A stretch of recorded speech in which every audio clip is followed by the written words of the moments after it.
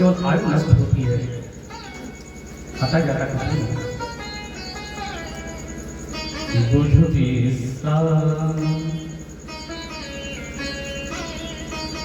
सकल जननी बुधु विस्तार,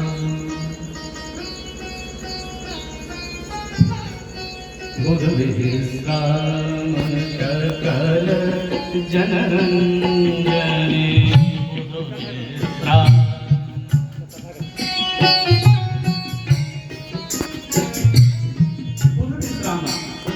जो बुद्धिमान बैठे हैं उनका विश्राम स्थान, उनका जो विश्राम स्थल है वो कहाँ है? राम कथा ली कलुष विभंजने, राम कथा ली कलुष विभंजने बुध विस्तार।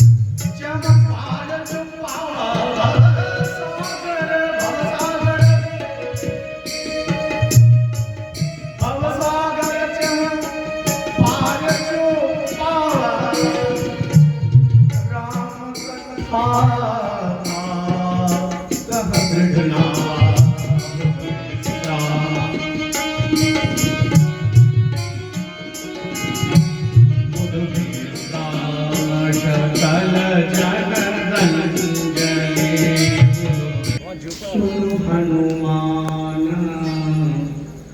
राजू प्रसाद बलवान कही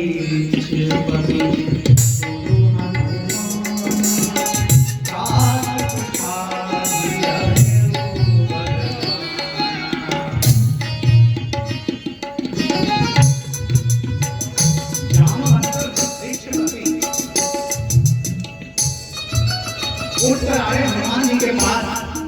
जब संपूर्ण वानर सेना में ये चर्चा चल रही थी कि 100 योजन समुद्र पार पाने की क्षमता किसमें है, तो जामवंत ने स्वयं कहा कि मैं तो जब अपने उम्र में था तो इस धरती की 7 परिक्रमा एक बार में कर लेता था, परंतु अब मैं वृद्ध हो चुका हूँ, अतः ऐसा करना संभव नहीं है। तो कौन कर सकता है? तो हनुमान जी के पास आए। सुनो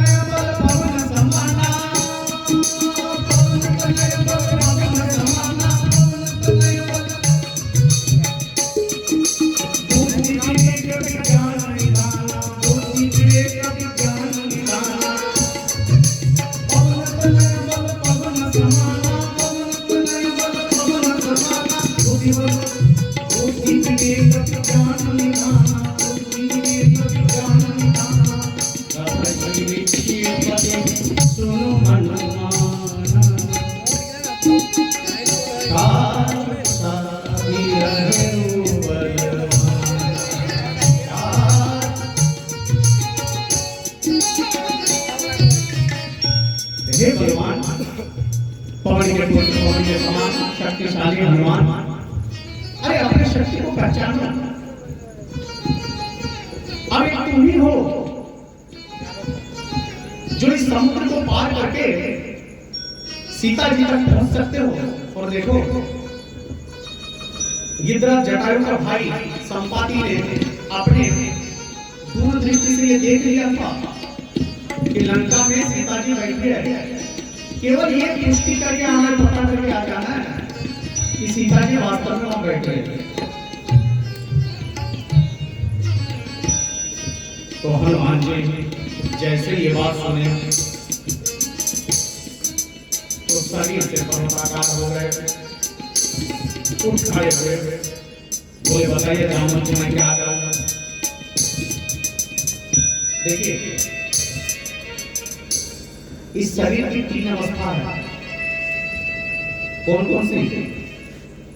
तो गीता के 2य अध्याय में यह प्राप्त होता है कि शरीर की 3 अवस्था है। देहिनोऽस्मिन् यथा देहे कौमारं यौवनं जरा। कौमार यौवन और जरा। कौमार मतलब बालक, यौवन मतलब जवानी और जरा मतलब बुढ़ापा। और तीनों अवस्था की 3 विशेषता है। जो बालकपन है, बालपन में बच्चों की स्मरण शक्ति बड़ी तीव्र होती है, उसे सीखने की शक्ति इतनी तेज होती है कि सारी चीजें जल्दी जल्दी सीख लेता है। अब देखिए एक 2 साल का बच्चा, 4 साल का बच्चा, अगर आप किसी भी ऐसे क्षेत्र पर छोड़ते हैं जहाँ की भाषा संस्कृति जैसी होती है तो वैसा ही सीख जाता है। बंगाली होगा बंगाली सीखेगा, गुजराती होगा गुजराती सीखेगा, कन्नड़ होगा तो कन्नड़ सीखेगा। लेकिन एक बूढ़े व्यक्ति को जिनकी उम्र 60 साल हो गई हो, 50 साल हो गए हो, 70 साल हो गई हो, उनको कहीं ले जाकर रखो 2 साल 5 साल कुछ नहीं सीख पाएगा, वो जैसा वैसा ही रहेगा। तो बालकपन में स्मरण शक्ति तेज होती है, यौवन में शरीर में शक्ति तेज होती है, कुछ भी उठाकर फेंक सकता है। परंतु आप क्या कर सकते हैं ये अलग बात है, और आपको करना क्या है एक और बात। आप कर कुछ भी सकते हैं, आप रात भर जाग सकते हैं, लेकिन आपको रात भर जागना नहीं है, ये अलग बात है। आप किसी को उठाकर पटक सकते हैं, लेकिन आपको पटकना नहीं है, ये दूसरी बात। शक्ति का नियंत्रण, शक्ति परेशान परिपीडनाय, शक्ति दूसरे को पीड़ा देने के लिए दुष्टों का स्वभाव और सज्जनों का रक्षणाय। निर्बल की रक्षा के लिए शक्तिशाली के पास शक्ति है, और वृद्धि के पास क्या है? अनुभव है। जितना अनुभव एक वृद्धि के पास है उतना अनुभव न तो बालक के पास है न तो जवान के पास है। इसीलिए जाम्बवंत ने कहा है कि हनुमान जी आप बोल जाओ। जाम्बवंत वयोवृद्ध युगों का उनका अनुभव है, वो त्रेता में भी थे और द्वापर में भी रहे। राम जी के साथ भी उठाए गए, और जाम्बवंती की कथा आती है कृष्ण की 2य पत्नी है जाम्बवंती। तो जाम्बवंती की जो है विवाह जब भगवान श्री कृष्ण से होता है, तब जो है जाम्बवंत भगवान श्री कृष्ण से मल्ल युद्ध करते हैं, अर्थात संपूर्ण शक्ति के साथ तब भी विराजमान। तो इनका बड़ा लंबा अनुभव है। तो हनुमान जी ने प्रार्थना पूर्वक कहा कि बताइए जामवंत जी मैं क्या करूं? क्या मैं लंका में जाकर सीता जी को उठा के ले आऊं? ये रावण सहित मैं बंदी बनाकर रावण को ले आऊं? या मैं लंका नगरी को उठाकर समुद्र में फेंक दूं? मैं क्या करूं? तो सबके थोड़े और चलाते जाता है। जामवंत बड़े अनुभवी हैं, इसलिए उन्होंने कहा नहीं नहीं नहीं, ये सब आपको नहीं करना है। इतना करहूं तात तुम जाई, इतना करहूं तात तुम जाई, सीतन देवी सीतन देवी कहाँ सुधियाई, इतना करहूं तात तुम जाई, सीतन देवी कहाँ सुधियाई।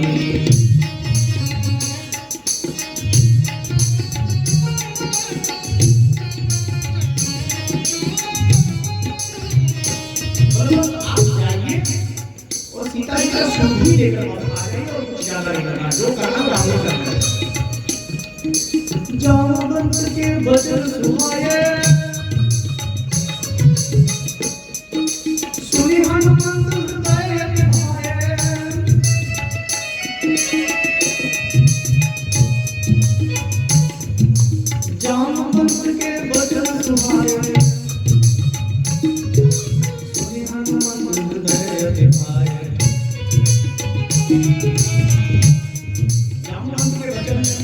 हनुमान जी को आए क्यों को आए कि जामुन तो बड़े बनता है और हनुमान जी हमेशा शिष्य बने रहते हैं और जो शिष्य है वो बड़े बनते हैं हमेशा सीखता है अभिवादन शीलस्य मनुस्मृति का श्लोक है अभिवादन शीलस्य नित्यं वृद्धोपसेविनः चत्वारि तस्य वर्धन्ते आयुर्विद्या यशोबलम्। चार चीजें इनकी बढ़ते रहती है, ऐसे घटा है नहीं। आज के परिप्रेक्ष्य में ये कहना बड़ा मुश्किल होता है कि आप बड़ों की बात मान लीजिए। बड़ा तर्क देते हैं, तर्कशील लोग हैं, वैज्ञानिक तथ्य पूछते हैं कि तब मैं मानूंगा। अरे कुछ बात ऐसी होती है सारे तथ्यों पर आधारित नहीं होती। हमें बड़े बड़े लोगों की बात कभी मान भी नहीं, घाटा तो होने की संभावना ही नहीं है।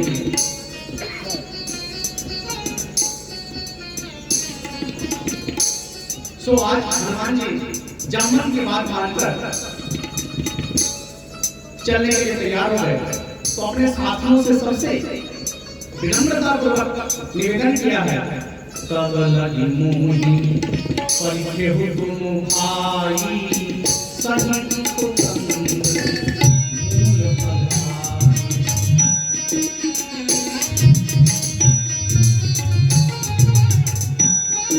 सारे हमारे साथियों से निवेदन किया है अरे भाई आप मेरा प्रतीक्षा करना, मैं जब तक बातों सुना हूँ लौट के मत चले जाना। अच्छा लौट के चले जाए तो क्या हो जाएगा? जो करना है मैं करूँगा, ये रह गए यहाँ पे लेकिन नहीं वो जो हनुमान जी करेंगे वो सबके लिए करेंगे, कोई लौट के नहीं जाएगा। जो हनुमान जी करके आएंगे उस श्रेय का सब कोई उनको उससे लाभान्वित होंगे, उसके भागीदार बनेंगे। ऐसा नहीं हनुमान जी कहा कि मैं करूँगा तो मैं ही उसका श्रेय करूँगा, आप सब श्रेय के भागी होंगे। जब लगी सीता देवी होय निकाल मोहि हरत देवी। और इतना कहकर पिया कई गाय सब बनी का घुमा था चले वो हर श्री धैर्य गुना था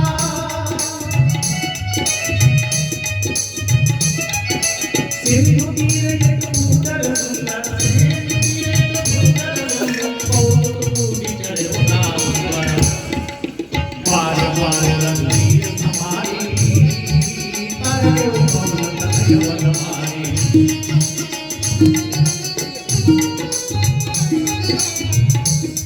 हनुमान जी गिरी पर चढ़ गए, कौतुकुड़ी चढ़े था ऊपर।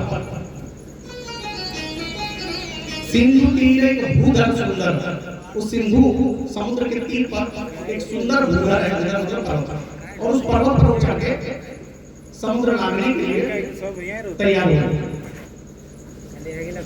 अब आपको कहीं छलांग लगाने की उड़ान भरना है तो आपको आज के समय कहाँ जाना पड़ेगा? जहाँ विमान पट्टा है, जहाँ विमान उड़ता हो, एक जगह पर तो जाना पड़ेगा। तो मान के चलिए तो एयरपोर्ट पर पहुंच गए, वहीं से छलांग लगाना है। लेकिन दरअसल शास्त्र का कथन ऐसा नहीं है। शास्त्र का कथन बड़ा तात्विक है, मर्मज्ञ है, समझने की जरूरत है। पर्वत क्या है? पावन पर्वत वेद पुराण। पर्वत क्या है? तो पावन वेद और पुराण ही पर्वत। और पर्वत पर चढ़कर जब आप छलांग लगाते हैं अर्थात वेद का अर्थ है ज्ञान और पुराण का अर्थ है इतिहास। अपने संपूर्ण ज्ञान के बल पर जब आप छलांग लगाएंगे तो लक्ष्य को प्राप्त करेंगे।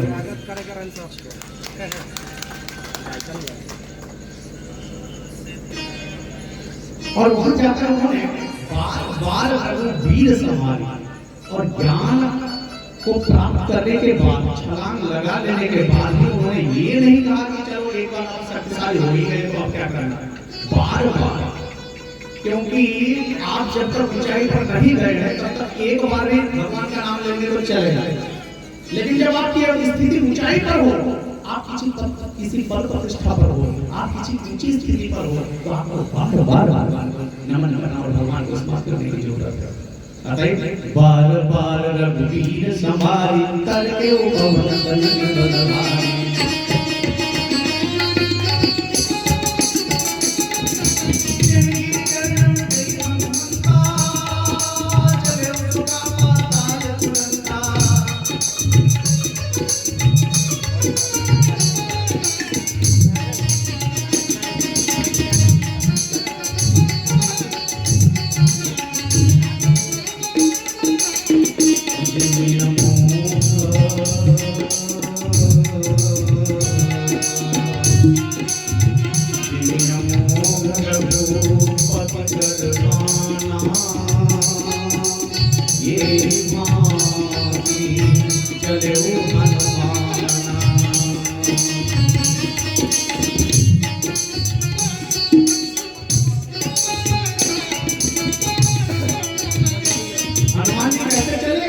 तो जैसे करुणा निधान भगवान श्री राम के अमोघ बाण जाते हैं समुद्र के लिए, अभी आगे आएगी कथा। राम विवाह में भी एक बार उन्होंने तरकस से बाण निकाल लिया विश्वामित्र के लिए, तो बोला मेरे तो अमोघ बाण है, ये वापस पुरी में जाएंगे नहीं, तो आप बताइए मैं इसका क्या करूं। तो विश्वामित्र जी के लिए कहा गया कि आप ऐसा करिए,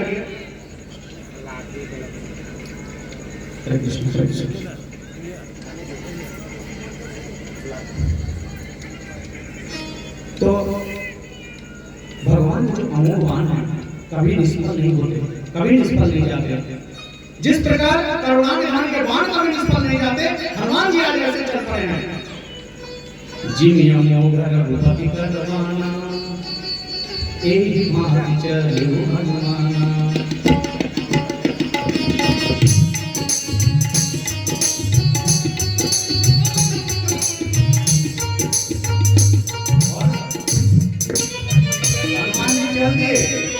कैसे चले, अभी मैंने बताया कि प्रभु मुद्रिका मेली मुख माही, चलते जा रहे हैं, उड़ते जा रहे हैं, राम राम राम राम राम राम राम राम गाते जा रहे हैं। ये तन मेरा, ये तन मेरा, मन मेरा,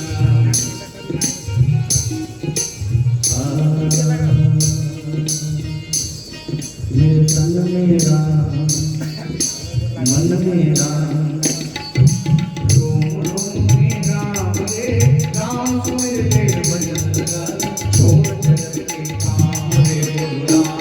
बोलो राम बोलो राम बोलो राम बोलो राम बोलो राम राम राम। ये धन मेरा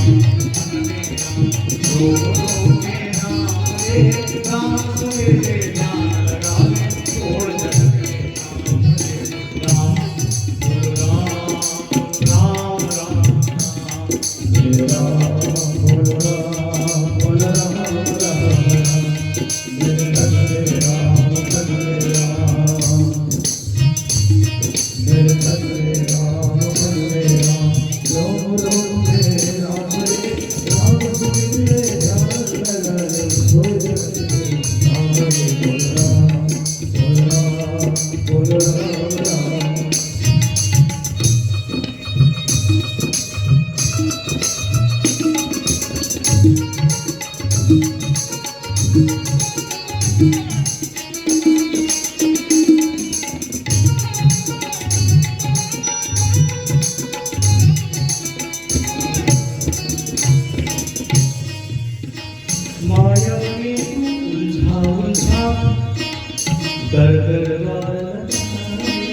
माया ने तू उलझा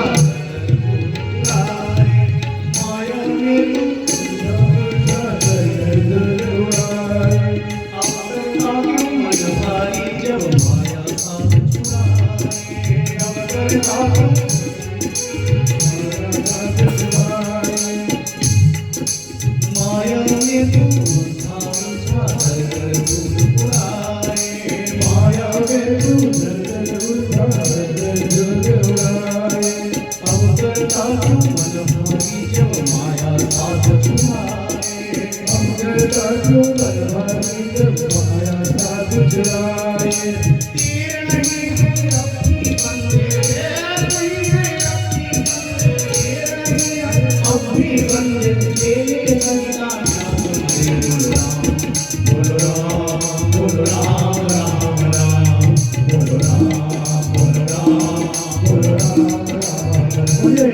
धन में राम रोम रोम में राम रे राम सुमिर में ध्यान लगा दे बोल राम बोल राम बोल राम राम राम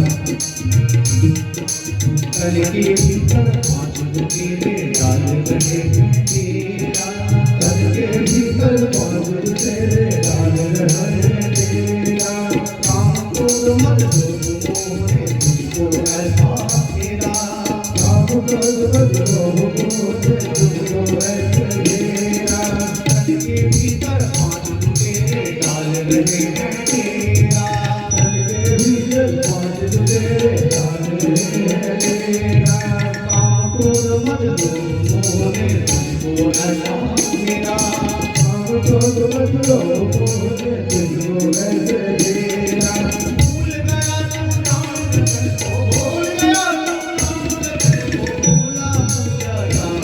तू नाम को भूला पूजा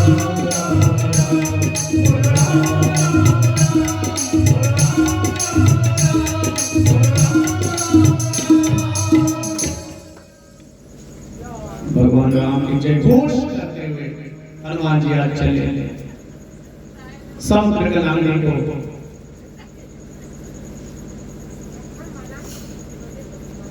साधक जब अपने साधना पर आगे बढ़ता है, अभी शुरुआत किया ही होता है, बाधाएं शुरू हो जाती हैं।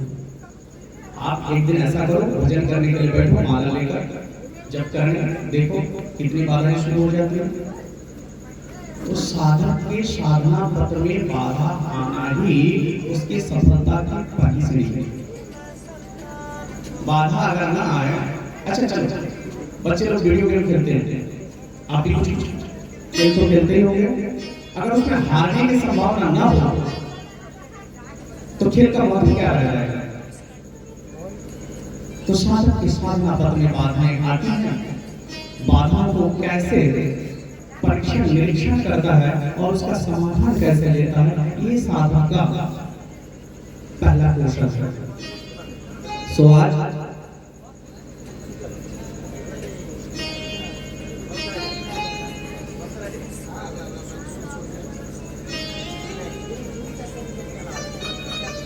अभी हनुमान जी चले ही थे, जल निधि रघुपति दूत विचारी, तय मैनाक होई श्रम हारी। मैनाक पर्वत विश्राम देने के लिए आ गया। अब साधक को विश्राम की अगर आवश्यकता आ जाए तो समझ लीजिए आपकी साधना अभी शुरू ही नहीं हो पाएगी। विश्राम स्थल तो हो विश्राम, सकल जनरंजन राम कथा। जो बुद्धिजन है उनकी विश्राम स्थल कहाँ है? तो भगवान के पाद पद्म तक जब तक वो पहुंच नहीं जाते, भगवान के श्री चरण तक जब तक उनकी पहुंच नहीं हो जाती, तब तक उनका विश्राम नहीं है। सो हनुमान जी ने आज क्या किया, मैनाक पर्वत है स्वर्ण का पर्वत, और स्वर्ण का अर्थ है संपदा। कि आपको अगर साधना पथ पर, आपके जीवन पथ पर संपदा आ जाती हो और संपदा में आप विश्राम कर लेते हैं, तो समझ लीजिए आपने सबसे बड़ी भूल कर दी।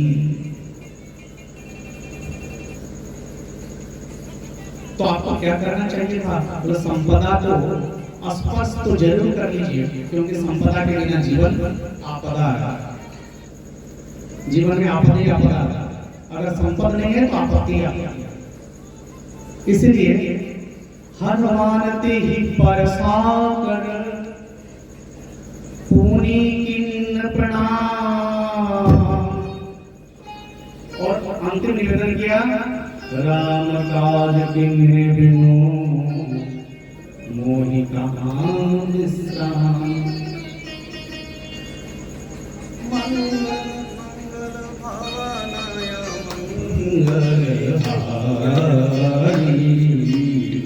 द्रवहु दशरथ अजीर बिहारी, मंगल भवनय मंगलहारी। द्रवहु दशरथ अजीर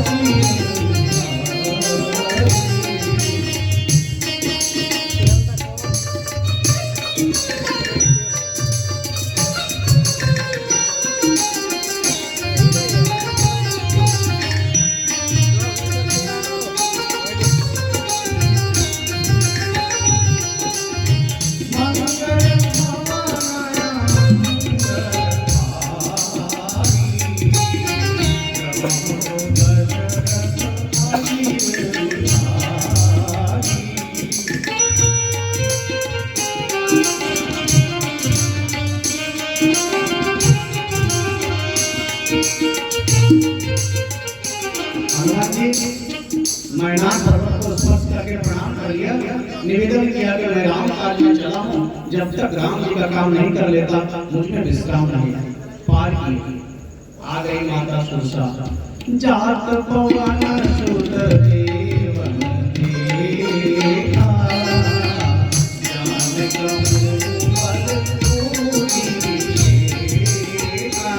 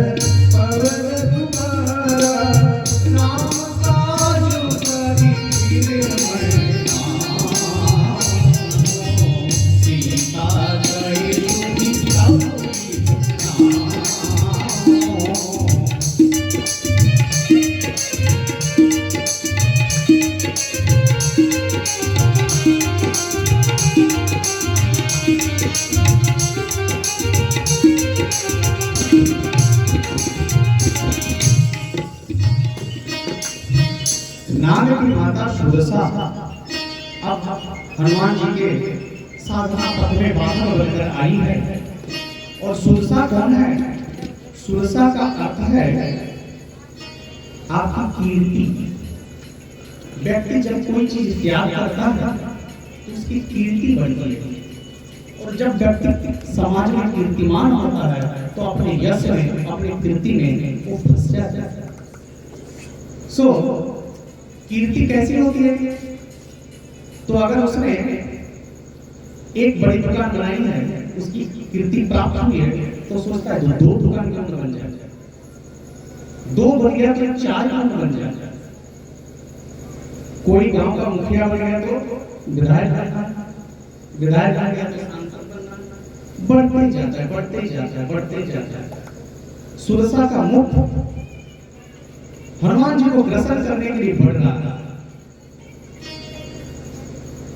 यही कीर्ति, साधक को कीर्ति भी नहीं सुहाती, कीर्ति भी साधक के साधना करने बाधा है। सो हनुमान जी ने प्रार्थना किया कि मैया मैं तो राम काज में जा रहा हूं, मुझे तो कम से कम छोड़ दिया करो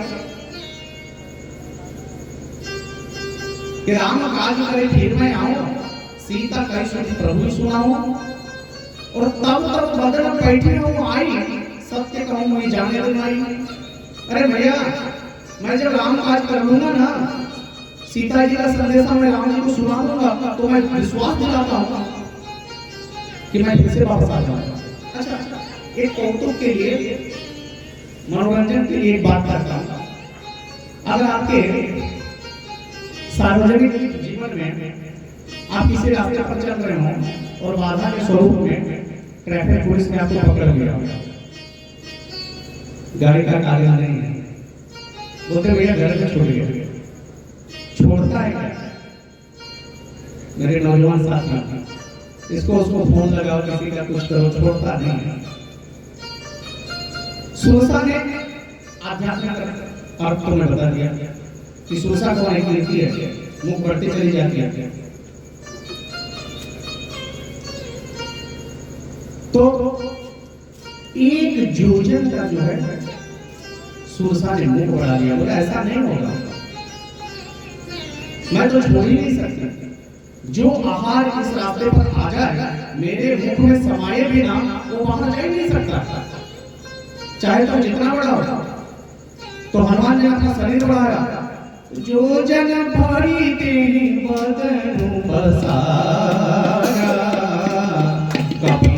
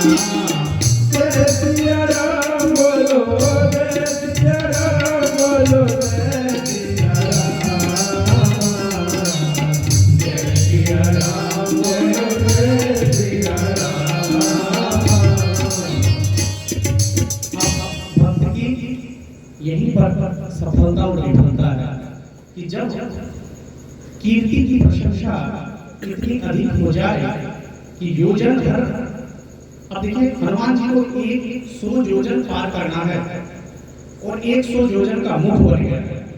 अब अगर हनुमान जी 200 योजन बन जाते तो सुरसा 400 योजन बन जाते, और अगर सुरसा के पार जाना था तो लंका तो छोटी पड़ जाती है, 200 की जगह पर 400 चल जाते, लंका के उस पार चले जाते, समुद्र में गिर जाते। तो आपकी बढ़ोतरी कभी कभी भैया, अगर टाइल्स मार्बल सब जगह पैसे निकलेंगे तो कभी कभी सुख के सीमा से परे दुख के सागर में जा गिरोगे, कभी कभी चर्चा की इसलिए पड़ती है।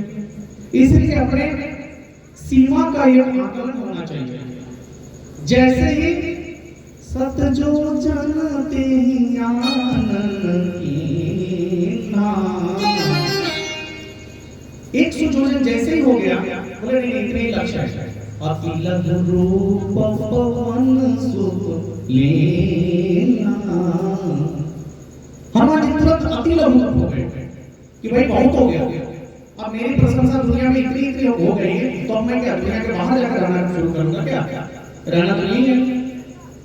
तो अपने को छोटा बनाना, अपने को छोटा बनाने का बड़ा आनंद है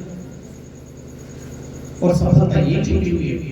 आप हमेशा छोटा बड़ा बनकर कितना आगे बढ़ेंगे, आगे बढ़ते बढ़ते ध्यान रहे कि नहीं लंका पार मार जाए।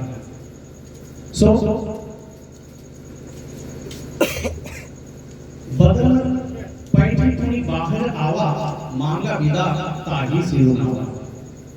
सुरसा के मुख में अति लघु रूप धरकर भगवान प्रवेश भी कर गए और बाहर भी आ गया। और 100 योजन था तो कितने बार अमर वहां हुए होंगे पता नहीं। और मांगा विदा ताही सिरुनावा, सिर नवा कर विदा मांगा। सिर नवाना,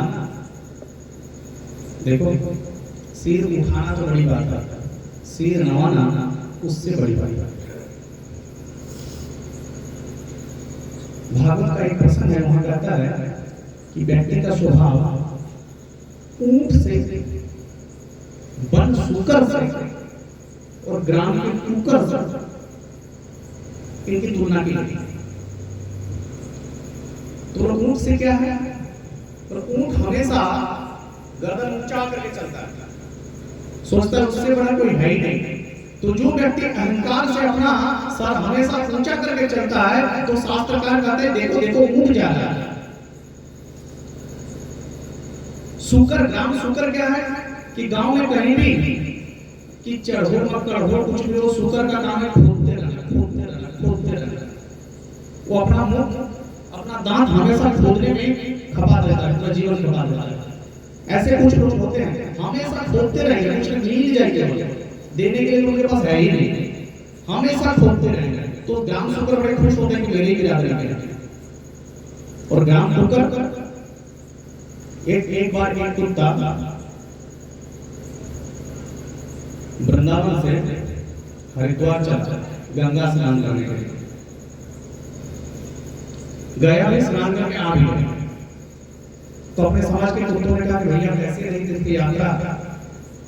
तो बड़े विनम्र भाव से कहा कि भैया तीर्थ यात्रा तो बहुत अच्छी रही है। तो कोई समस्या तो नहीं, किसी ने कोई समस्या तो नहीं थी, लेकिन अपनों ने छोड़ा नहीं। जिस गांव से, जिस मोहल्ले से निकला, अपनों ने कहीं नहीं छोड़ा। देखो पूरा बदन दिखाया कुत्तों ने, भौंक भौंक कर काट काट कर उसके जो शरीर को छत कर दिया। तो आप जब अपने आपस में ऐसा करते हो तो ग्राम शुकर का ये उदाहरण शास्त्रकार आपके ऊपर विदित करते हैं। सर उठा कर, कभी कभी सर झुका कर भी चलना बड़ा प्रशंसनीय है, बड़ा लाभदायक है। आज हनुमान जी ने सुरसा मैया को प्रणाम किया है और अपने आगे की यात्रा शुरू की है, अर्थात कीर्ति और यश को नियंत्रित करके अपनी यात्रा साधन शुरू करता है, आगे चलता है। आगे अगली बात, निशिचर सिंधु एक महुरहई, करी माया न भूखे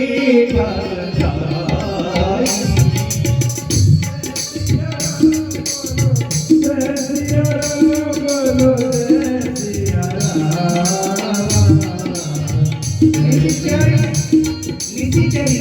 राक्षसी एक सिंधु महोराय सिंधु के समुद्र के बीच में ही रहते हैं। इस भवसागर नदी समुद्र में ऐसे राक्षस रहते हैं जो आपको पकड़ने की जरूरत नहीं, आपकी छाया को ही पकड़ लेते हैं।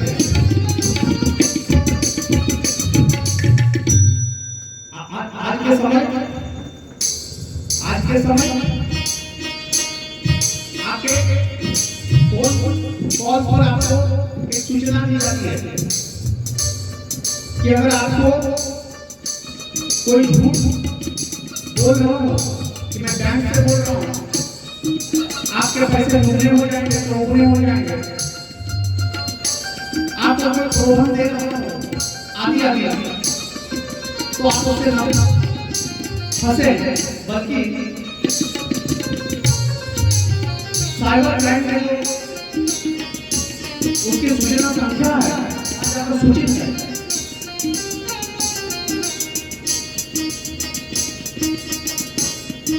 तो ये साइबर क्राइम आपको नहीं पकड़ते, आपको आकर टच भी नहीं करते, आपकी छाया से ही वो करवा देते हैं। इस भवसागर में ऐसे निशिचर रहते हैं, उन निशिचरों से आपको बचना है कि आपकी छाया ही न पकड़ पाए। निशिचर एक सिंधु महोराय माया भुके अगाई।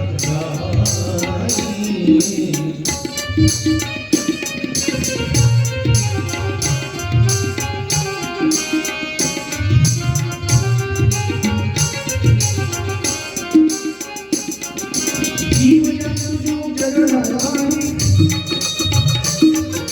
जगदिनों की के पंचानी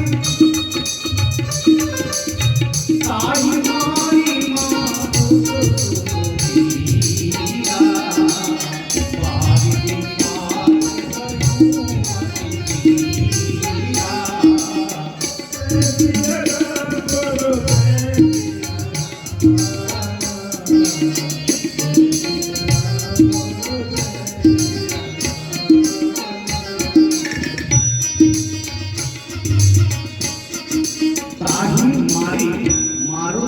तुझीरा बारी पार और बार ही पार गयो मती धीरा। अब जो मती धीर है, जो मतिमान है, वो इस राक्षसी को मारने में समर्थ है। ये राक्षसी कौन है? ये राक्षसी है ईर्ष्या। साधक की साधना पथ में धन जैसे बाधक है, यश जैसे बाधक है, अपने अंदर की ईर्ष्या भी उससे कहीं अधिक बाधक है। श्रीमद् भागवत में एक शब्द आया निर्मत सरानाम सताम। जो सताम जो सज्जन है वो कैसे होना चाहिए? बोले निर्मत्सर होना चाहिए। मत्सर मतलब मच्छर। व्याकरण में सूत्र आता है सचोटी और स्तोनाचु, जो सकार तवर को चवर बनाता है और एक बार शकार को छकार करता है। यहाँ पर दो सूत्र काम करता है पाणिनि का। पाणिनि व्याकरण में सूत्र है सचुचु स्तोनाचु। तो मत्सर शब्द बनता है मच्छर, मत्सर का मच्छर। श्रीमद् शंकराचार्य श्रीमद् शंकराचार्य। तो ये मत्सर क्या है? बोले ये मच्छर तो बाहर आने भैया, इसमें तो 1-2 रुपया का अगरबत्ती जला लो तो थोड़ी देर के लिए भाग जाएगा। हाँ, पूरे के लिए कभी नहीं भागेगा, लेकिन थोड़ी देर के लिए आपको आराम मिल जाएगा। लेकिन जो अंदर के मत्सर हैं उसके लिए तो कोई अगरबत्ती नहीं बना। तो अंदर के मत्सर बाहर के मच्छर से बहुत अधिक शक्तिशाली हैं, जो आपको अंदर ही अंदर काट खाते हैं। ऐसे मत्सर से, ऐसे ईर्ष्या से आपको पार पाना है। तो ईर्ष्या रूपी राक्षसी को आपको मारना चाहिए। और ईश्वर की कृपा और ईश्वर के नाम ही ऐसा अगरबत्ती है जो इस ईर्ष्या रूपी मच्छर को मारने में समर्थ है। जब तक है जिंदगानी राम राम जपते रहो, जब तक है जिंदगानी राम राम जपते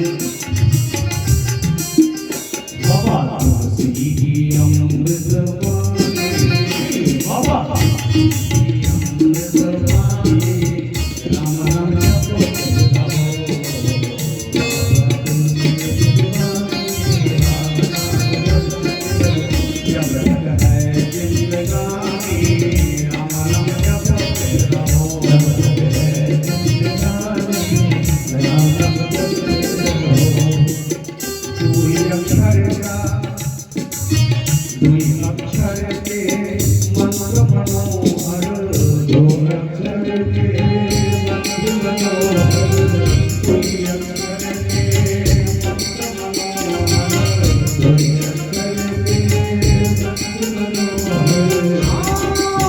जपत शंभु भवानी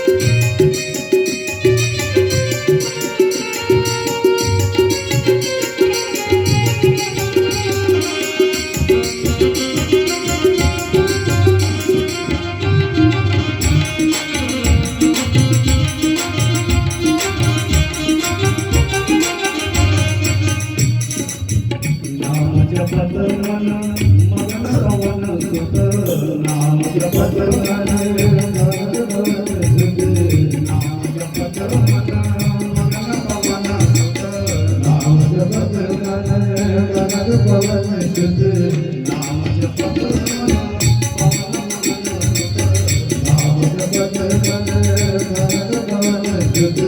तन पूजत बोले पानी नाम जपते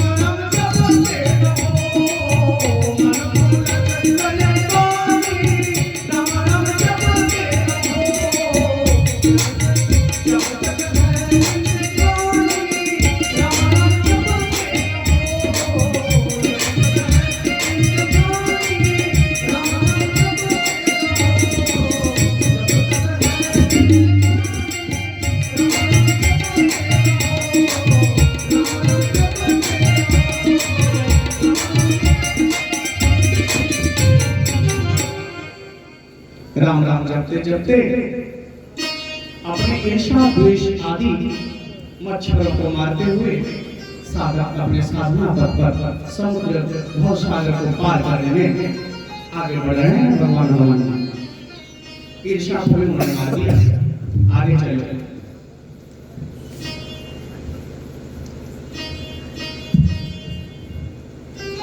समुद्र के पार पहुंच गए। गिरि पर चढ़ लंका देखी, यहाँ भी गिरि पर चढ़ गया और लंका को देख रहे थे। पहले गिरि पर चढ़े थे उछाल मारने के लिए, और फिर अब चढ़े हैं गिरि पर चढ़ लंका देखी, कहीं न जाए धूल धूलिशेखी। तो जब कोई दृश्य को देखना हो तो दृष्टा बनने के लिए आपको बाहर ऊपर को जाना पड़ेगा, और दृष्टा हमेशा दृश्य को ऊपर से देख सकता है। और हनुमान जी हमेशा कहां चढ़कर देखते हैं? तो गिरि पर। गिरि का अर्थ है पावन पर्वत वेद पुराण। वो वेद और पुराण मतलब ज्ञान और इतिहास की दृष्टि से देखते हैं, मानो उनके दो लोचन ज्ञान और वैराग्य के रूप में देखते हैं। तो लंका कैसी दिखी? अति उत्तम जननिधि चहुपासा, कनक कोटकर परम प्रकाशा।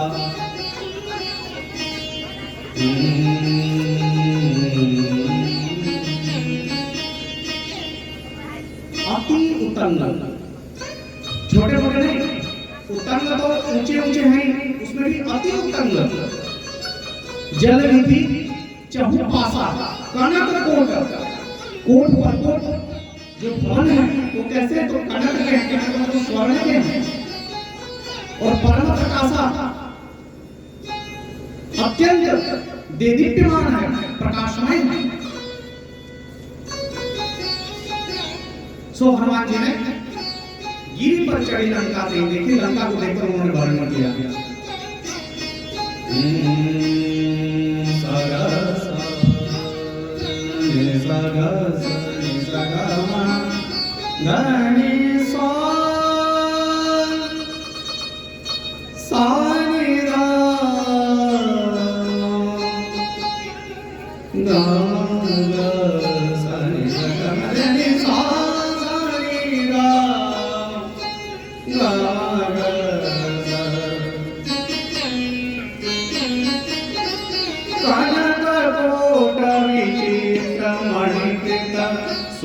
सुंदरायत कांगना कनक कोट विचित्रमणि सुंदरायत कांगना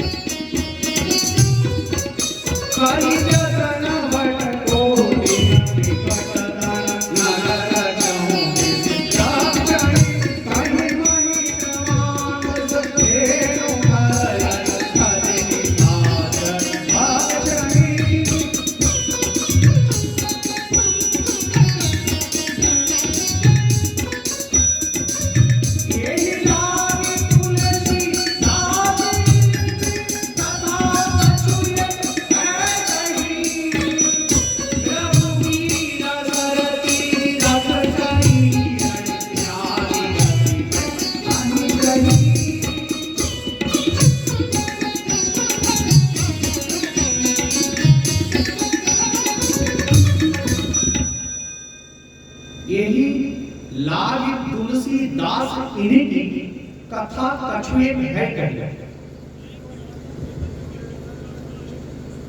इनके लिए लंका वासियों के क्या क्या देखे तो देखे कहीं हनी समान भेद खर अजय खल निशाचर भक्ष। ये लोग क्या कर रहे हैं तो कहीं धेनु, कहीं मानुष, कहीं भैंस, कहीं कूच अखाद्य वस्तुओं का भक्षण। नर नाग सुर गंधर्व कन्या रूप मुनि मन मोह इन कन्याओं का सेवन कर रहे हैं। अर्थात भोग वासना में ये डूबे हुए, और जो भोग वासना में डूबा हुआ है उस व्यक्ति के लिए एक ही रास्ता है। रघुवीर सर तीरथ शरीर रघुवीर के सर रूपी तीरथ में अब तो आपको माला जपने से उद्धार मिलना है। तो भगवान के सर आ रहे हैं पीछे से, उस भगवान के जो सर तीर आ रहे हैं उस तीर के तीरथ पे आप चढ़ जाना। त्यागी गति पे अहि सही, और शरीर रहते हुए आपकी मुक्ति नहीं होगी। शरीर का त्याग करके ही आप मुक्ति को प्राप्त करोगे। राक्षस का अर्थ है राक्षस वृत्ति। किसी व्यक्ति विशेष का नाम नहीं है, ये वृत्ति का नाम है। जो व्यक्ति, जो मनुष्य, जो भी कोई अगर वृत्ति को अपना लिया तो राक्षस उसकी वृत्ति को अपनाते ही उसकी राक्षस संज्ञा हो जाती है। राक्षस के अर्थ का यह नहीं कि दो सिंह लगा के आए वो ही राक्षस है। राक्षस का अर्थ है उसकी वृत्ति नष्ट हो जाए, और जब वृत्ति नष्ट हो जाए तो उसका क्या होता है? तो भगवान के सर रूपी तीरथ पर अर्थात सर लगने के बाद, मरने के बाद ही उसकी मोक्ष की कामना कर सकते हैं, उससे पूर्व नहीं। अच्छा, राक्षस हो जाने के बाद भी भगवान मोक्ष दे देंगे, ऐसा क्या है? तो जन्म जन्मांतर के पुण्य के प्रभाव से ऐसा कभी कभी घटी होती थी। जैसे राम जी के साथ हुआ, राम जी ने सारे राक्षसों को परलोक भेज दिया, स्वर्ग में भेज दिया। महाभारत में भगवान श्री कृष्ण अर्जुन को समझाते हुए कहते हैं कि सुखी न क्षत्रिया पार्थ जब लभन्ते युद्धम ईदृशम युद्धम सुखी न क्षत्रियाः लभन्ते। ये सुखी न क्षत्रियाः भवन्ति ते ईदृशम युद्धम लभन्ते। जो सुखी क्षत्रिय हैं वो प्राप्त करते हैं। बोले क्यों? बोले स्वर्ग द्वार अपाप, बोले आज तो स्वर्ग का द्वार खुल गया, जो मरेगा सीधे स्वर्ग में जाएगा, चाहे इधर मरे चाहे उधर मरे। बोले ऐसा है? हाँ, भगवान का स्वभाव ऐसा है। अहो बकीयं स्तनकालकूटं जिघांसयापाययदप्यसात्वी लेभे गतिं धातुचितां तपुण्यं कंकादयालु शरणं व्रजेम। ये श्लोक पुत्रा के बारे में कहा गया है कि अहो बकीयम। देखो इस बकी, बकासुर के बाहर बकी, बकी मतलब पूतना, पूतना का दूसरा नाम है बकी, ये बकासुर की बहन है इसलिए। तो अहो बकीयम स्तन कालकूटम, देखो स्तन में कालकूट जहर लगा के भगवान को मारने के लिए आई है। जिघांसया, जिघांसया मतलब मारना, मारने की इच्छा, जिघांसया। पाये दोप्य साध्वी, और ऊपर से साध्वी बनी हुई है, साधु का वेश बनी हुई है, बनाई हुई है, और स्तन में कालकूट जहर भरी हुई है, और भगवान को मारने की लालसा लेकर आई है। अर्थात तन मन वचन हर चीज से जो है ये अधोगति को प्राप्त है। फिर भी लेवे गतिं धात्रुचितां ततोन्यं, धात्री उचितां, धात्री मतलब धारण करने वाली, गर्भ धारण करने वाली माता। जो पद माता को मिलना, यशोदा को मिलना, देवकी को मिलना बाद में था, वो पद आज पुत्रा को सहज रूप से मिल गया है।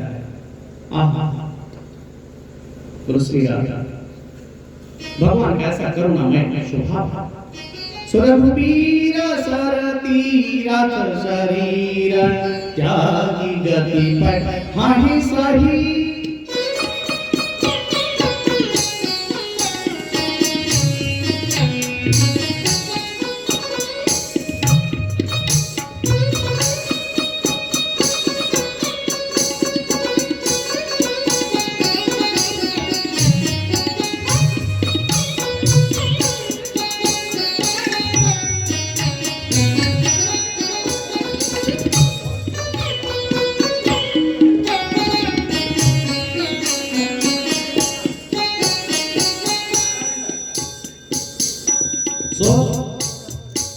रघुवीर के साथ तीरथ पर चढ़कर ये लोग जाएंगे, ऐसा हनुमान जी ने मान लिया।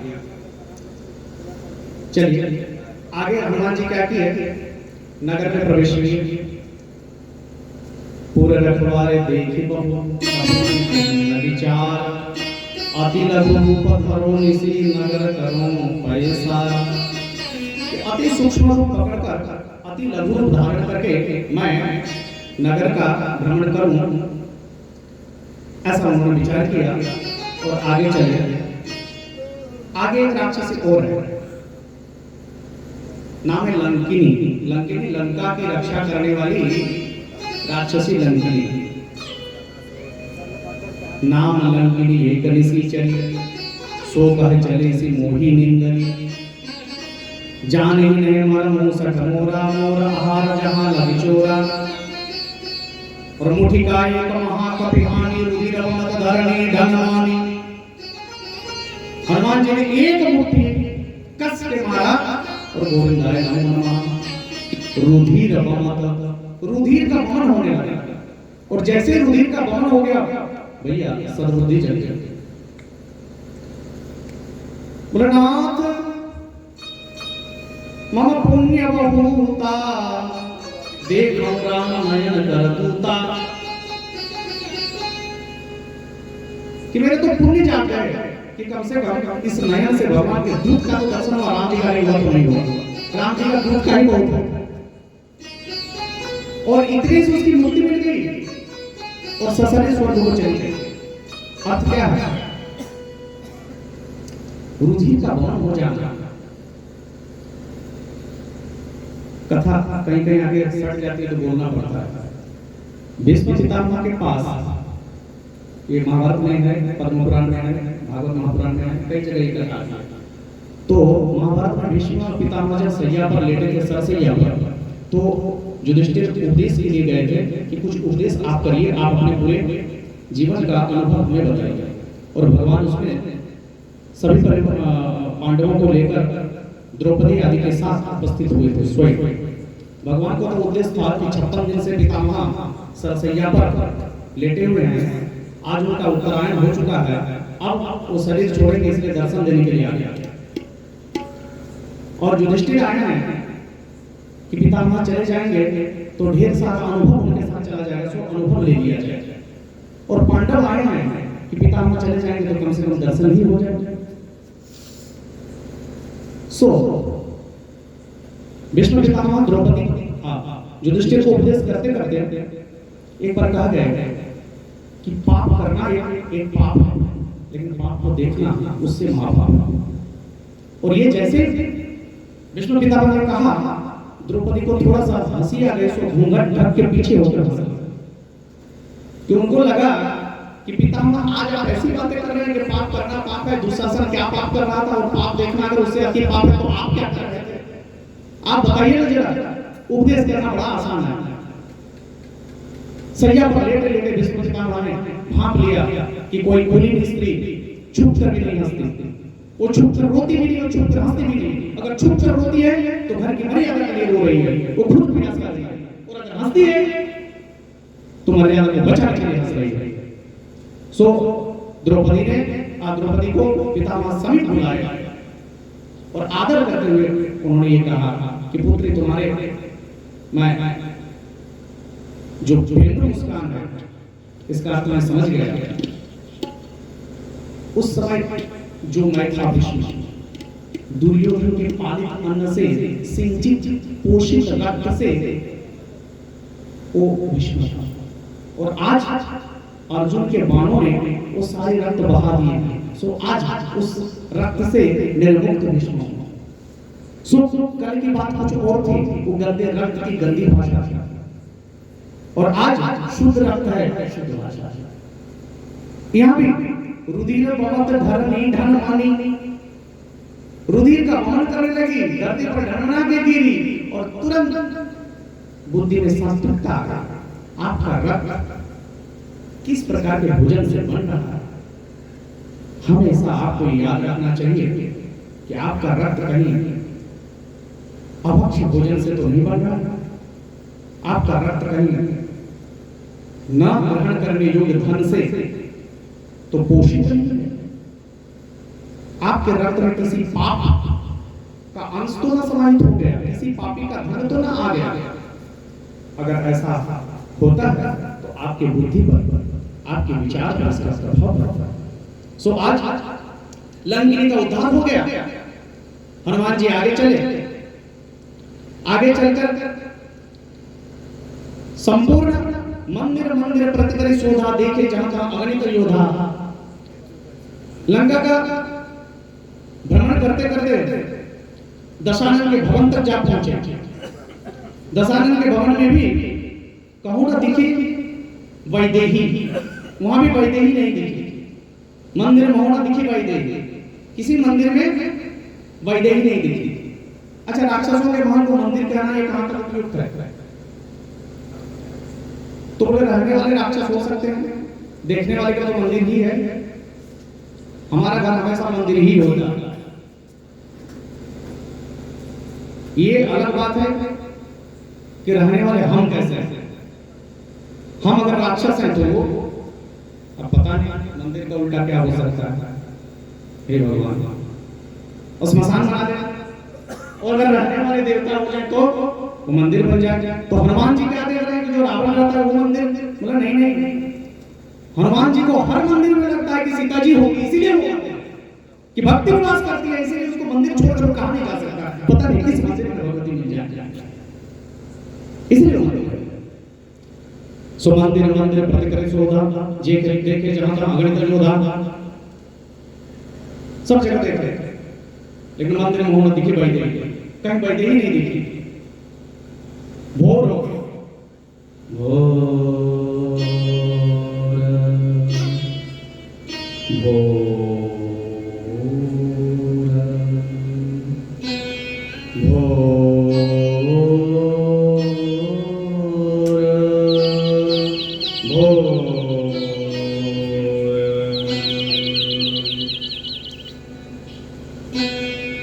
भोर जैसे हुआ विभीषण का जो ऐसा देखा भवन एक पूरी दिख सुहावा, हरि मंदिर का भिन्न वरा।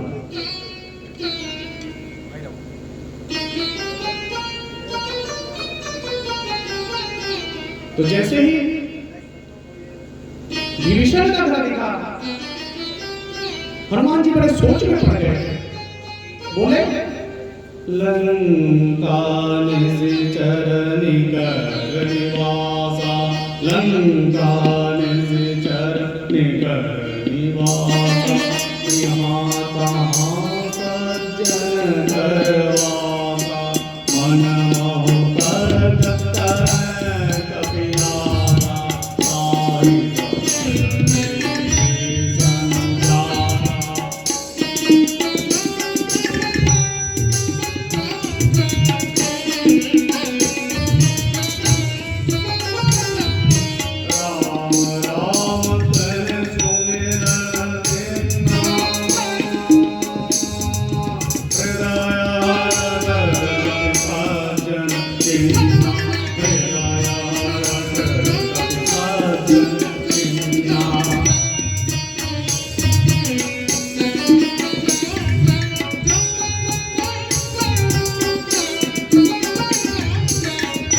जैसे राम राम करके विभीषण जागे, सो ये एक सज्जन है लंका में, जबकि लंका निशाचर निकल निवास था, ये तो निशाचर का वास है। फिर भी यहाँ एक सज्जन तो है, क्यों?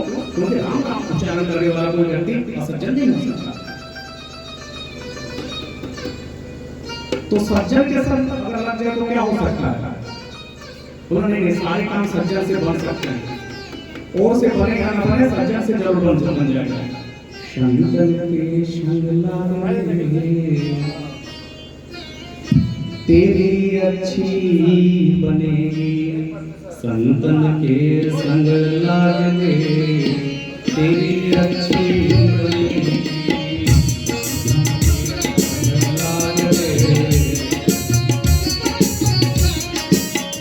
संतन के संग लागे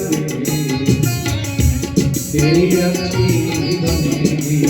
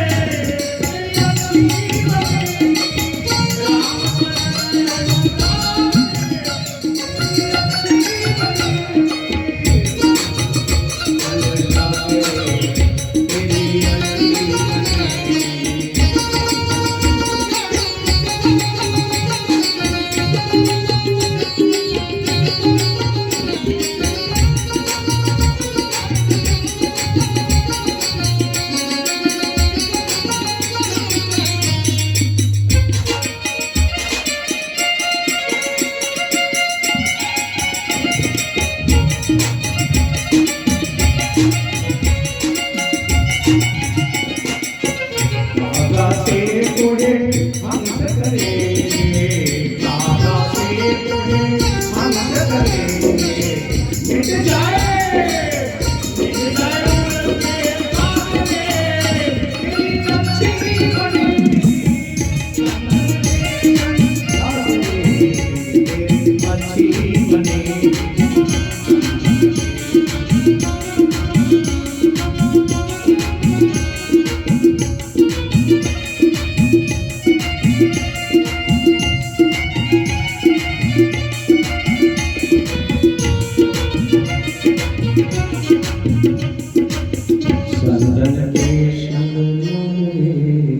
तेरी अच्छी बनेगी। संतन का संकरण हमेशा अच्छी के लिए होता है, सद्भावना के लिए होती है, हमेशा सद्मार्ग के लिए होता है। सो सज्जन का संग अति आवश्यक। सो हनुमान जी ने विभीषण जी का संग किया, बस और 15 मिनट लगेगा, बस आधा घंटे का बस दो शब्द छूते छूते जा रहा हूं। तो अभी अब क्या हुआ, हनुमान जी विभीषण जी से मिले, सीता जी की पूरी खोज, कहां पर सीता जी रहती हैं, क्या हुआ नहीं हुआ, सारी घटना के बारे में विभीषण जी हनुमान जी को बताते हैं। तब हनुमंत कही सब राम कथा गुण, सुनत जुगरतन पुलक मन, सुमेरी सारा कुछ विभीषण के साथ संवाद होने के बाद हनुमान जी अशोक वाटिका पर चले। अशोक वाटिका पर सीता जी कैसे दिखी, निज पद नयन दिए मन, राम पद कमल दीन, परम दुखी भाव सुत,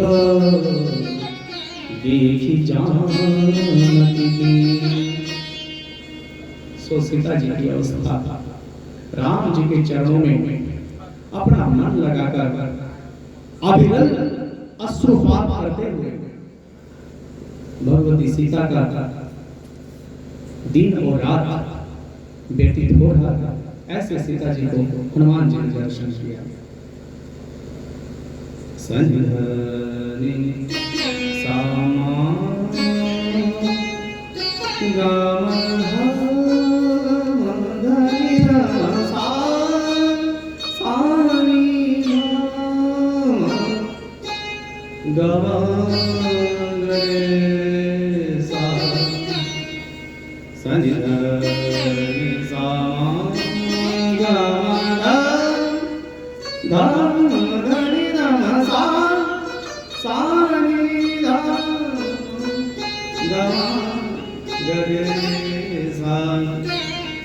जनक सुता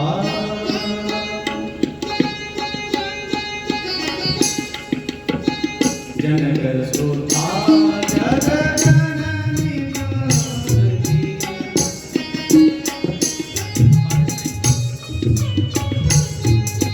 भारतीय संगीत में मध्य रात्रि का भी राग है। ये जो गा रहा हूं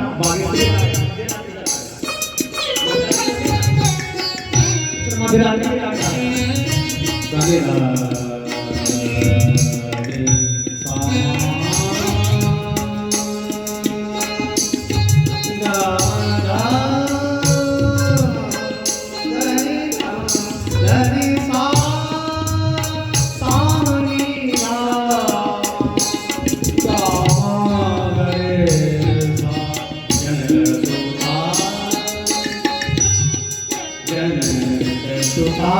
जग जननी जाने जनक सुता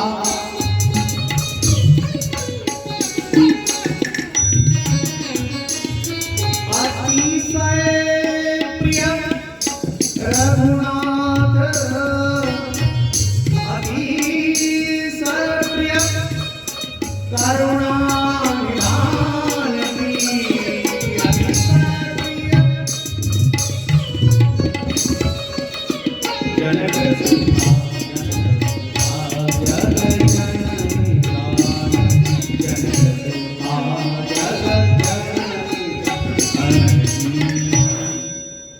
जनक सुता जग जननी जगदम्बा को हनुमान जी ने मन ही मन मोह ने प्रणाम, मन ही मन उन्होंने प्रणाम किया है। आगे यहाँ रावण का प्रवेश होता है। रावण आकर सीता जी को बड़ा त्रास देता है, प्रलोभन देता है। पहले तो कहता है कि मंदोदरी आदि सब रानी, ये जो रानियां हैं तुम्हारे जो मैं दासी बना दूं, तो एक बार ऐसा करो ना, एक बार बिल्कुल वो पूरा,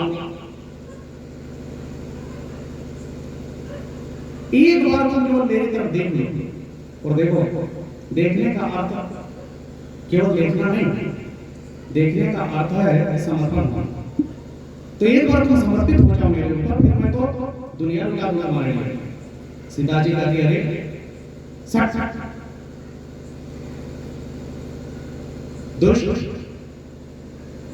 तुम्हें पता है अगर भगवान राम कुटिया में उस दिन भी होते तो तुम मुझे इस प्रकार यहाँ उठा के ला नहीं सकते। आज तुम ये बोलने के लिए नहीं रहते। और एक बात सुन, मैं अपने जीवन को आहूत कर सकती हूँ, लेकिन मैं श्री राम के सिवाय और किसी को वर्ण नहीं कर सकता। सो रावण ने धमकी देते हुए एक बात कही, मास दिवस मौका था, कहा न माना तो मैं मार के काढ़ी नहीं पाना, कि अगर एक महीने में मेरी बात नहीं मानी तो इस चंद्रहास खड्ग से मैं तुम्हारा निधन कर दूंगा, मैं तुम्हें काट डालूंगा। सीता ने कहा मुझे स्वीकार कर, तो मुझे काटने का है चंद्रहास, ये शरीर अगर रहेगा तो ये मुझे दूषित करेगा, शरीर ही नहीं रहेगा तो मैं निर्मल तो भगवान को मैं रूप दिखाने के लिए रहूंगी ना। सो हे चंद्रहास आप मुझ पर कृपा करें। आगे ऐसा कहकर रावण अपने भवन में चला जाता है। वहां त्रिजटा नाम राक्षसी एका, त्रिजटा नाम की राक्षस रहती है। राक्षसी कौन है, नाम क्या है, त्रिजटा। जटा शब्द है, जटा कहां बनता है, सर पे। बुद्धि कहां बनती है, सर पे। जटा है अर्थात बाल बिखरे हुए नहीं है। केस का उत्पन्न सिर से है, विचार का उत्पन्न सिर से है। विचार अगर बिखरे हुए हैं तो कभी भी साधक अपनी साधना पथ पर चल नहीं सकता, सो उसे जटा बनाना पड़ता है। व्याकरण में उदाहरण है जटा भी तापसा, जो जटाधारी है वो तपस्वी है, अर्थात तपस्वी जो होना होता है उसे जटा बनाना पड़ता है। ऐसा नहीं कि साधु बाबा ऐसे जटा बना के घूम रहे हैं। जटा बनाने का भी अर्थ है कि तपस्या में उसकी एकाग्रता हो, इसलिए वो जटा बना हुआ है। और जटा का दूसरा अर्थ है कि केस बिखरे हुए हैं, अर्थात विचार बिखरे हुए हैं। सो इस राक्षस ने कितने जटा बनाए, बोला त्रिजटा। 3 जटा है उसका, इसलिए उसका नाम है त्रिजटा। 3 जटा क्या क्या है, तुलसीदास जी ने नाम रखा। तो राम और रति, पहली जटा कौन सी है, राम जी में रति है, अर्थात भगवान में भक्ति है और बुद्धि निपुण, व्यवहार में बुद्धि में वो निपुण है और विवेकशील है, अर्थात भक्तिमान है, भक्तिमती है, व्यवहारिक पूर्ण है और विवेकी है। विवेक का अर्थ क्या है,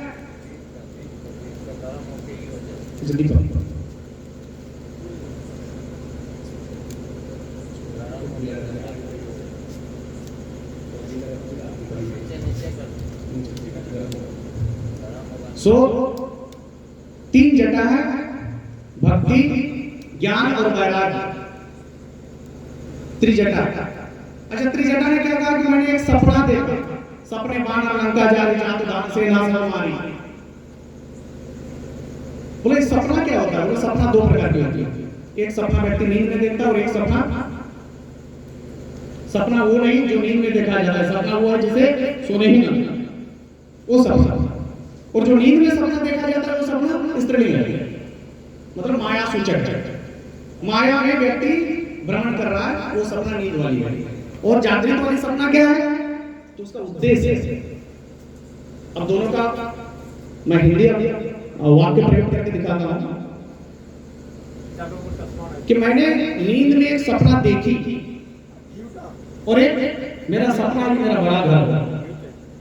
एक सपना इस तरह है, मैंने नींद में सपना देखी और एक है मेरा सपना है मेरा बड़ा घर। तो बड़ा घर हो पुल्लिंग है, कर्मशील करती,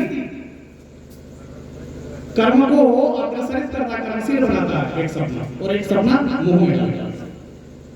सो त्रिजटा ने एक सपना देखा, बोला सपने पांडव लंका जा रही, जात दान से नासो मारे, ये सब हो गया लंका में। तो बोला क्या करना चाहिए, बोला सीता ही से ही करूंगी तो अपना। और सुनो, यह सपना मैं कहूं विचारी हो ये सत्य गए दिन विचारी।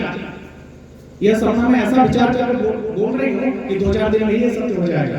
किसी ने कहा 2-4 दिन नहीं बोला था, दिनचारी का अर्थ है 4 दिन नहीं, दिनचारी का अर्थ है दिन में चरण करने वाला सूर्य। दिनचारी कहते हैं सूर्य भगवान को, कि उसने मानो ये कहा कि गए दिनचारी मतलब आज का सूर्य ढलने से पहले हो जाएगा, 4 दिन नहीं लगेगा, आज ही होने वाला है। तो त्रिजटा के बातों को सुनकर राक्षस सब डरी और जनक सुता के चरण में पड़ी, उनके चरण में पड़ गई, सब सेवा में लग गए। लेकिन माता सीता को इससे सुकून नहीं मिला। माता सीता क्या की, त्रिजटा से निवेदन की, हे माते आप एक अनंत की व्यवस्था करिए, मेरे को अब ये दुख सहा नहीं जाता, आप मुझे ना अग्नि का काट कर चिता बना दीजिए, मैं उस पे ना अपने आप को आहूत करना चाहती हूँ। परंतु त्रिजटा ने ऐसा नहीं किया। उन्होंने कहा हे सुकुमारी, हे जनक दुलारी, इस मध्य रात्रि में कहां कोई आग मिलेगा, सबके घर आग अभी अभी बुझ चुकी है, अभी नहीं, बिल्कुल किसी के चूल्हे नहीं जल रहे, दिन को देखेंगे। ऐसा करके वो चली गई। हनुमान जी ने यही अवसर देखा कि अब कोई नहीं है। सो राम जी का जो मुद्रिका था वो सीता जी को जिस पेड़ पर वो छुपे हुए थे वहीं से नीचे गिरा देते हैं, अशोक वृक्ष। तो राम नाम अंकित, तो जो राम नाम अंकित है सुंदर मुद्रिका सीता ने पहचान और तर्क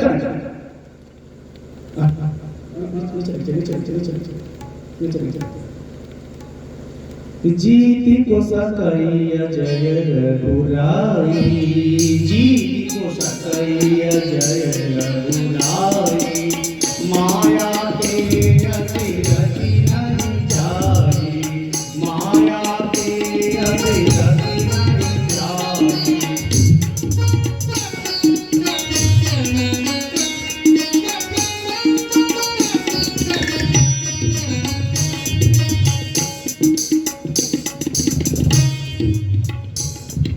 सीता मन विचार करनाना, मधुर वचन बोले हनुमाना, इह मुद्रिका मातु मैं आनी, तीन राम तुम कहीं नहीं जानी।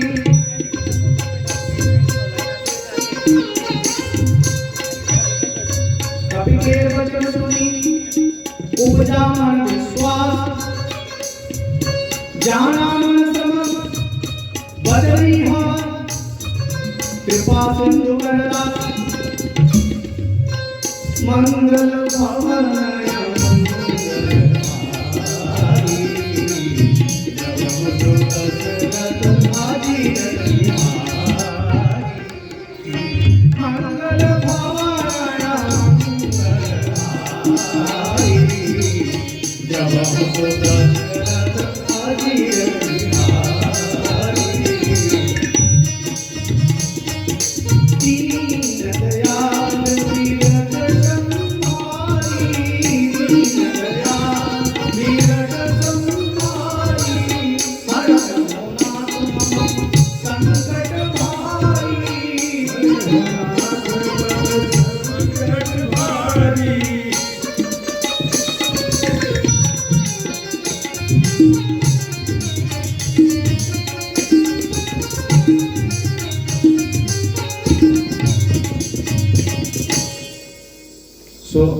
सीता जी को मुद्रिका दिया।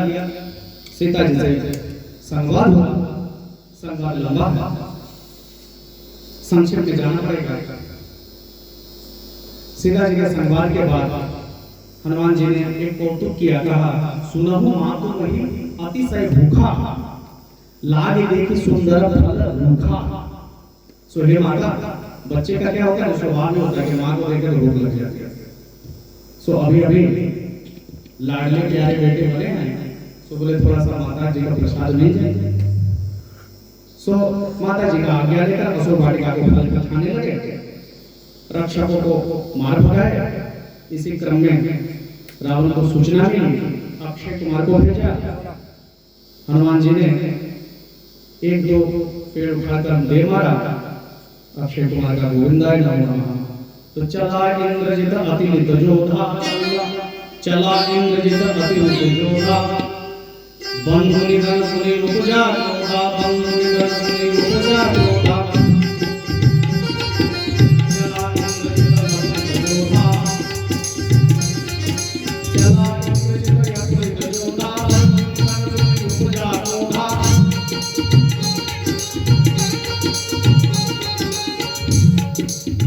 जब इंद्रजीत हनुमान जी को पकड़ने के लिए आया, बहुत सारा युद्ध हुआ, पकड़ने में असमर्थ रहा, तो ब्रह्मास्त्र सामा कपि मन किन्य विचार, जो नवम्बरस्त्र मानव महिमा निटय अपार। इस ब्रह्मास्त्र को अगर न मानो तो इसकी अपरंपार जो महिमा है वो मिट जाएगी। अतएव हनुमान जी बंधन में आ गए और बंधन अपने आप को बांध कर रावण के सभा में उपस्थित किया जाता है। रावण और हनुमान जी का भी बहुत संवाद है। अंतिम में हनुमान जी ने रावण को भी शिक्षा दी, जन्म सफल होगा रे बंदे, मन में राम बसले, मन में राम बसले, जन्म सफल होगा रे बंदे, मन में राम बसले, मन में राम बसले।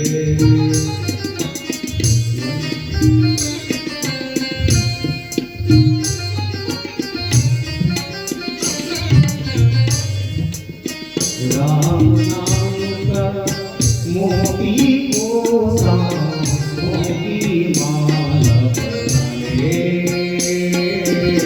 मन में राम बसाले।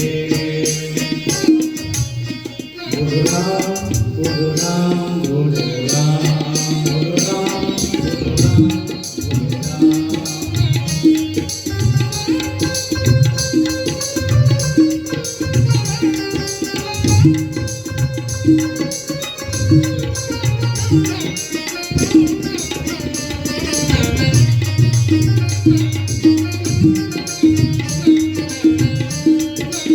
जन्म सफल होगा रे बंदे, मन में राम बसाले, मन में राम बसाले। राम ने स्वभाव का परिचय कराया। राम पतित पावन करुणाकर और सदा सुखदाता।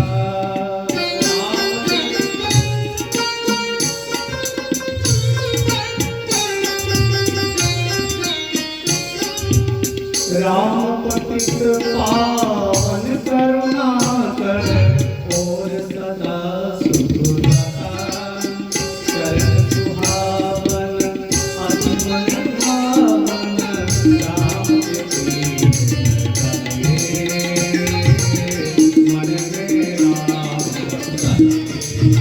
जन्म सफल होगा रे बंदे, राम के प्रीत लगे, राम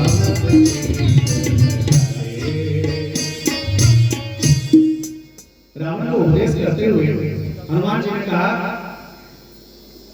हे रावण दशानन, आप बृहस्पति के वंशज हो, विश्रवा के पुत्र हो, बड़ा निर्मल कुल है तुम्हारा, क्यों राम से झगड़ा करते हो?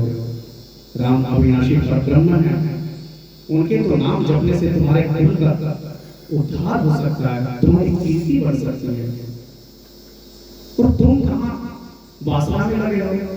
सुनो मेरी बात मानो, तुम राम जी के पास चले जाओ। और राम ऐसे भगवान हैं कि वो इतने करुणाकर हैं कि कुछ भी अपराध किए हो व्यक्ति अगर राम जी के शरण में चला जाए तो राम जी उसे लौटा देंगे, तुम्हें नहीं लौटाएगा, मेरे कहने पर चले जाओ। अब देखिए अभिमानी व्यक्ति को सद्बुद्धि भी आती नहीं, सो रावण ने कहा अच्छा अब मुझे मिला कपि गुरु बन गया, ये कपि अब गुरु बन के बैठा है, अब मुझे सिखाना है। जो रावण संपूर्ण देवताओं को जीत सकता है, संपूर्ण गंधर्वों को बांध सकता है, जिनके हिसाब सारे पर ग्रह और नक्षत्र चला करते हैं, कौन एक तपस्वी आ गया राम, ये परब्रह्म बन गया। अरे ब्रह्मा जी से भी मुझसे पूछकर काम किया करते हैं, कभी तुम सुन तो बंदर है तो बंदर जैसा रहा, और सुन तुमने जो अपराध किया है ये क्षमा करने योग्य नहीं है, तुमने मेरे पुत्रों को मारा है, मेरे सैनिकों को मारा है, इसलिए तुम दंड के अधिकारी हो। सो हनुमान जी ने अपना तर्क रखा कि देखो भैया मैं कोई ज्यादा कुछ गलती तो किया नहीं हूं, मैंने थोड़ा सा फल खाया है, जो बंदरों का स्वभाव है, बंदर फल ना खाए तो क्या खाए, तुम तो राक्षस हो, कहीं वहीं सब खा ही जा रहे हो, मैं क्या खाऊं? और सुनो तुम्हारे लंका में अगर फल खाने का दंड मृत्यु दंड है, तुम्हारे लोग जो मुझे देने गए थे अगर वही मृत्यु दंड तुम्हें मिल गया तो मैं क्या करूं? जब फल खाने का दंड मृत्यु दंड है, मैंने फल ही तुमने था, अब तुम्हारे लोग मुझे मारने चले गए, मुझे मृत्यु दंड देने चले गए, वही मृत्यु दंड जब तुम्हें मिल गया तो तुम्हें बुरा लग रहा है। और एक बात सुनो, मैंने दूसरे को नहीं मारा, जो मुझे मारे तेई मैं मारा, तेई पर मारे तो नहीं मारा, जिन लोगों ने मुझे मारा मैं उन्हीं को मारा, और सबके देह परम प्रिय स्वामी, अपना देह सबको बड़ा प्रिय है, मेरा भी प्रिय, मुझे कोई मारेगा मैं मारूंगा, तुम्हारे लोग क्यों नहीं मारने, पहले मार कर दिए होगे। और फल खाने का दंड अगर मृत्यु दंड है तो तुम्हें मिल गया तो पूरा क्या लग रहा है, इसमें मेरी कोई गलती नहीं है भैया, मैं तो बोलो राम जी के शरण में चलना है तो चलो, और नहीं तो मैं तो चला ले रुक, अभी कैसे चला जाता है, दंड बाकी है। विभीषण ने आगे कहा कि दूध को दंड नहीं दिया जाता, दूध को ऐसा नहीं, उसका प्राण हरण नहीं कर सकते, कोई दंड नहीं दे सकते, छोटा मोटा कोई दंड दे दीजिए बस हो गया। तो कहा कि कपि के ममता पूछ पर, कपि की ममता कहां पर है, तो उनकी पूछ पर, सो क्या करना है ना, इसके पूछ में जो है आग लगा देते हैं, पूछ जब जल जाएगा ना तो रोज रोज बेइज्जत करेगा। देखो एक व्यक्ति का मर जाना एक बात है, और बेइज्जत कर देना वो रोज मृत्यु को प्राप्त होता है। यही घटना अश्वत्थामा के साथ महाभारत में, क्या अश्वत्थामा जब द्रौपदी के पांचों पुत्रों को मार के भाग गया और अर्जुन फिर से पकड़ कर ले आया, तब द्रौपदी ने उसको जो है कोई दंड नहीं देने की विधान करी कि मेरे पुत्र मार दिया सो मार दिया, इसको कुछ भी अगर 7 बार भी मार दो तो मेरे पुत्र तो नहीं बचेंगे। सो युधिष्ठिर को मार दिया कि आप कुछ दंड दे दीजिए। युधिष्ठिर ने कहा भगवान आप खड़े हैं, आप विधान कीजिए कि क्या दंड दूं इसको। तो उन्होंने कहा कि देखो आताताई जो होता है उसे जीने का हक नहीं है, और कोई ब्राह्मण अगर हो तो उसे कोई मार नहीं सकता, ब्राह्मण का पद निषेध है, और आताताई को छोड़ना नहीं चाहिए। तो बोला तो ये दोनों बात कैसे हो सकती है, आताताई ये है इसे बहुत अवश्य करना चाहिए, और ये ब्राह्मण भी है इसको मारना नहीं चाहिए, अब ये सुलझा दे भगवान आपको सुलझाने का काम। तो बोला हम ऐसे ही काम करते हैं। तो काम क्या किया कि अश्वत्थामा के मणि निकाल दिया, और वो ऐसे बेइज्जत करके भगा दिया कि वो ये मार देता तो एक बार मारता, बेइज्जत करके भगा देता तो 3 मार लगा रोज रोज। तो यहाँ भी बोला ऐसा करो इसके पूंछ में आग लगा, लेकिन पूंछ उसकी जलती है जिसकी पूंछ हो, जिसकी पूंछ नहीं उसकी पूंछ क्या चलेगी, पर पूंछ वाले की पूंछ चलती है, जब पूंछ ही नहीं है तो पूंछ क्या चलेगी। हनुमान जी की पूंछ ही नहीं है, हनुमान जी तो ब्रह्मा के दास हैं, कोई पूछता नहीं, हनुमान जी रघुनाथ के चरणों में पड़े रहते हैं। कोई पूछता है तो पूछता है, नहीं पूछता है तो नहीं पूछता है, कोई बात नहीं। 100 पूछ में आग तो लगा दी, लंका पूरी जल गई, पूरी लंका को दहन हो गया। पुनः सीता जी से जाकर हनुमान जी मिले, बोले हे माते, जैसे रघुनाथ जी ने मुझे अपनी मुद्रिका चिन्ह स्वरूप दी थी, आप मुझे कुछ तो चिन्ह दे दीजिए ताकि मैं ये साबित कर सकूं कि मैं माता सीता से मिलकर आया। सो चूड़ामणि उतारी कई दहूं, चूड़ामणि उतार कर माता जी ने हनुमान जी को दे दिया। हनुमान जी चूड़ामणि लेकर समुद्र को पुनः वापस पार करके राम जी की सेना में आ मिले। सभी बंधुओं में, सभी बानर सेना में खुशी का माहौल हो गया। हम सब भी हनुमान की कथा सुनकर हम खुश हैं। आइए भगवान जी का आरती करके ये संपन्न करते हैं।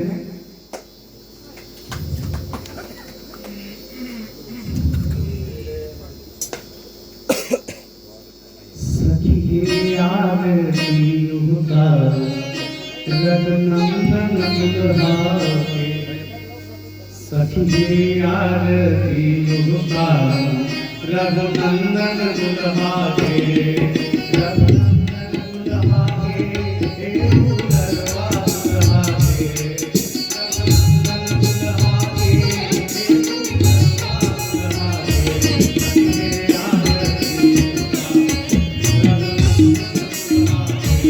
सखी आरती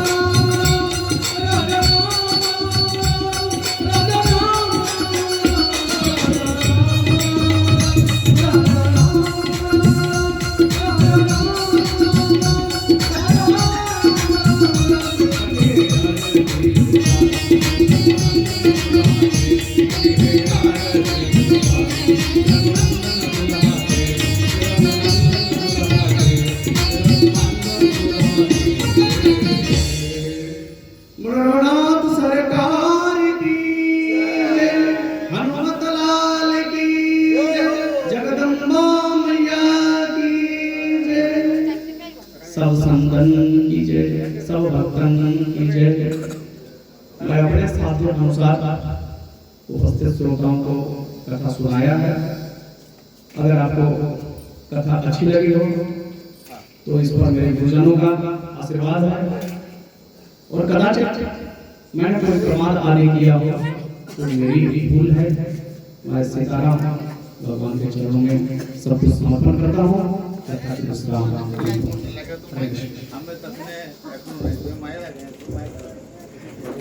मोबाइल बंद कर दो।